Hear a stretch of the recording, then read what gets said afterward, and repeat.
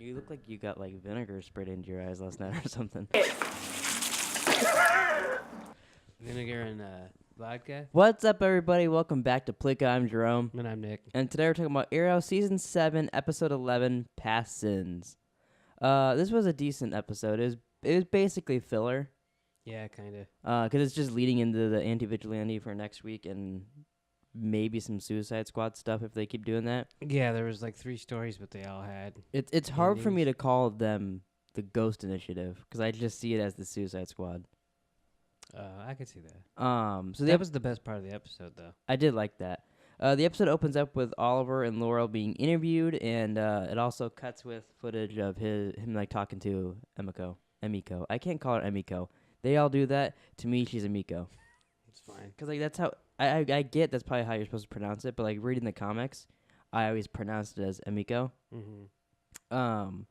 But yeah, that was kind of cool in the beginning because he like in the interview he's like, yeah, I'm like he's kind of talking good about his father a little bit, and then to her he's like, no, I'm not my father, cutting back and forth for that, and that kind of sets up the whole episode, at least his story. It's funny how many people they can like that's season 1, and it's just like, oh yeah, well we'll have the bodyguard's son come back, or you know what I mean? It's just Yeah, all I thought that was really cool though them doing that because they kind of brought his dad back last week a little bit, so then have that again. No, that's what I mean. I thought that was cool. It's a neat way to find Like a connections connection to to it, season yeah. one. Because I would have never, like, if I was writing this season, I would have never thought, hey, you know that guy that was just you got shot in the face in the first episode? Let's bring his son back. Yeah. But I thought that was neat.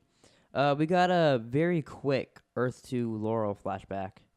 Yeah. That'd be kind of cool to get some more of her because she's always kind of a mystery. The only thing that I thought sucked about her story this episode was we got a lot of backstory for her. Like we finally found out what happened to her dad and all that stuff. But it made me be like, I wish we could just see this flashback with Quentin, but like he's not gonna come back Right. because like he literally left last season, so it wouldn't be as impactful if they just show flashbacks with him. What's from also two. hard is like we're supposed to care, but she's still kind of a bad person, even though now she's a good person.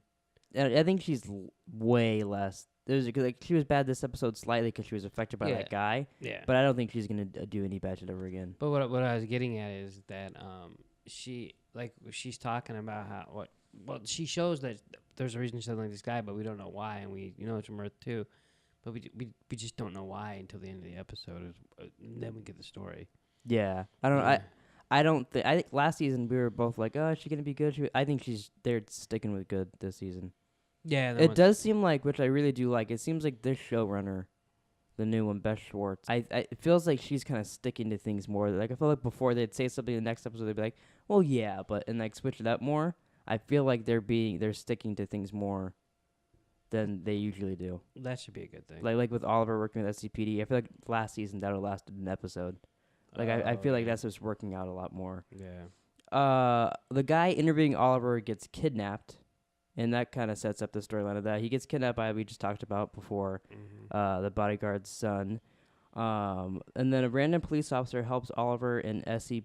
We thought this was weird. This random dude just shows up with a laptop and all that. Thought he'd be more into the story because he was so weird with that. But he's just one of the guys. he helps them find out where the guy's being kidnapped because they look at the computer screen and they see the shadow of the window and they go get the guy. And he ends up saying a quote from the guy that was interviewing Oliver earlier this season in the hospital or in his jail. Curtis gives the Suicide Squad drugs, which this part kind of confused me and you a little bit. Like, not confused us, but like they got us. Yeah. He gives the Suicide Squad drugs so then they could sleep and to test their bombs. And then Ricardo Diaz escapes. And then after the Suicide Squad fights some Argus agents, Diaz kills Curtis and then drives off. And he like calls Dante and says all this shit. And then they reveal it's just a VR experience. Yeah. It ended up being cool. Yeah. I was worried that it wasn't gonna be. Oh, I wasn't. I didn't think. I thought this was because with like this team they picked and all that. I'd never had a doubt that this stuff would be. I wasn't too sure about it. I liked how they are like, even though it's just VR, they showed them fight and they showed them beat up a bunch of people, and it was kind of cool seeing them do that. Mm-hmm. Made me wonder. Oh, this could be cool if they did. A whole episode about them. That would be nice. I think they will because they're gonna do a whole episode to fit in the future coming up in a couple weeks.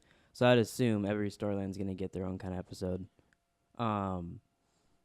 They kidnap. This part I thought was kind of stupid. The kidnapper attacks SCPD. He has a little van outside and sets up this electrical thing, He kind of turned into Black Lightning. and somehow gets down to 3 police officers, puts vests on them, and then brings them into SCPD as Show us hostages. what he did.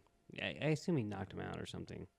3 officers? Well, with That little with guy? electricity, not with. I guess maybe, Yeah. but it seemed very unlikely to me. And then Oliver talks the guy down.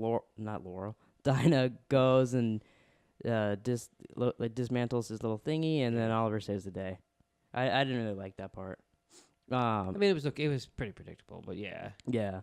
Amiko shows up at the end and talks to Oliver, and I thought this was kind of funny. He's like, "So does this mean you're gonna like talk to me?" I was like, "Oh wow, that's kind of quick." And she's like, "Well, I'll think about talking to you." And he's like, "I'll take that." But that basically means because you can even see her in the next on. She gets taken down by the anti-vigilante, and she's like, "He's coming for you, Oliver," which I like that. I hope they work together more because I like her. Yeah, she seems cool. And then Dinah goes and gets into her car, and she has the little letter that Laurel thought was from this dude from Earth 2, and the guy gets arrested for this shit, and they find out the other Earth 2 guy's dead, and really it's not from him. I'm assuming it's from the anti-vigilante next week, and he's taken down all his vigilantes. It looks like Wild Dog gets taken down from him too. Yeah. But I'm pretty excited for next week's episode. It's going to be a documentary, 150th episode of Arrow, documentary style. Some crews following Team Arrow. With Kelsey Grammer. Yeah, well, he won't be there, but he's narrating the documentary. But still, that's cool. Yeah, and there's supposed to be like some office type jokes because they'll be doing one-on-one interviews with Team Arrow, and I'm assuming they're gonna get in a fight and like Oliver will look at the camera, shit like that. That'll be fun. Yeah, no, it should be really cool. Because it's supposed to be like a documentary down, basically from season 1 to here, like what they've been doing. Because you can see in the next on, you see a split second of a scene from season 4, I think, when they were fighting Damien Dark. Oh, really? You see that for like a split second, like little like footage, because like everyone was filming that. Like they even showed us some footage of that in Legends of Tomorrow and all that. Oh, really? Yeah, but that'll be a cool episode. Yeah, that should be really cool. Anything else you want to say about this one? No, I didn't think this was a great episode, but it was interesting, and it does set up. Yeah, it was entertaining. It wasn't bad, but it was nothing that like grasped. Nothing that me. matters Cool. in the whole scheme of things at the end. Yeah. It's still weird that, and like they basically already said this, there's no villain of the season, so it's just a story going along. Yeah. There's one thing that I thought about that gets me kind of interested for the future scenes. So Felicity has that thing in her house that like when someone walks in, says their DNA and all that, and like she can follow people. So she has that now. She's gonna have way better smoke tech in the future, probably. Yeah. So how does someone sneak up on her and kill her? Oh, see, I was thinking like maybe she's not dead in the future or something, but I don't know. I was thinking because now Oliver's walked in, they say who it is, and then she walked in, and Laurel did, and it says who she is, and in both times they made a big deal about it. Yeah.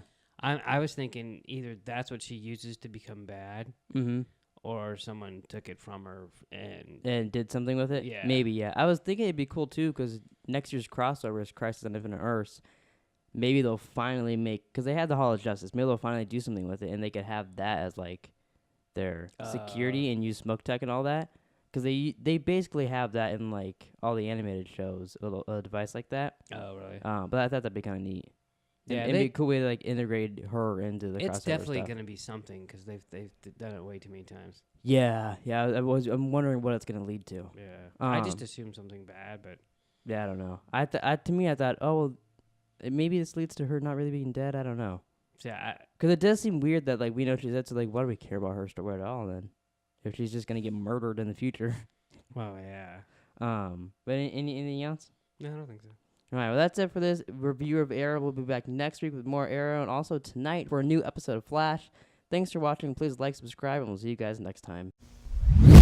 You look like you got like vinegar sprayed into your eyes last night or something.